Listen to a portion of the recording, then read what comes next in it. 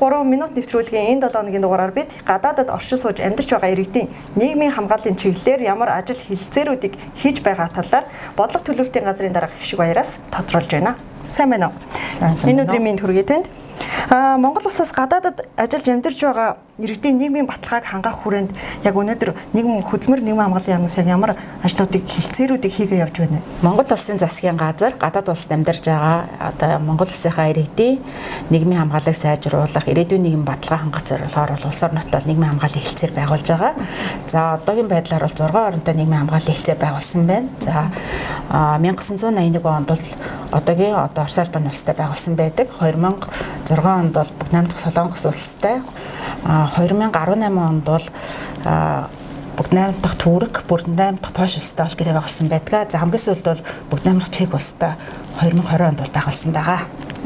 Эдгээр хэлэлцээрийг байгуулснаар яг гадаадд амьдарч байгаа иргэдэд ямар ач тустай, ямар нийгмийн хамгааллыг үзүүлэх боломж бүрдэх юм бэ?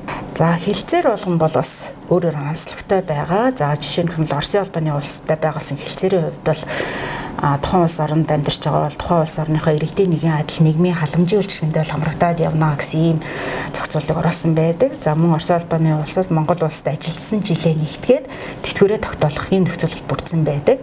За Солонгос улсын хувьд бол шимтгэлийг давхардуулан төлөхгүй гэсэн агуулгыг бол агуулж идэг. Жишээ нь бол Монгол улсын ерөнхий бол зөвхөн Монгол улсынхаа нийгмийн даатгалд шимтгэлээ төлнө. Солонгос бол тэрвээ шимтгэл төлсөн бол шимтгэлээ буцаах ийм зохицуултыг бол тусгасан байдаг.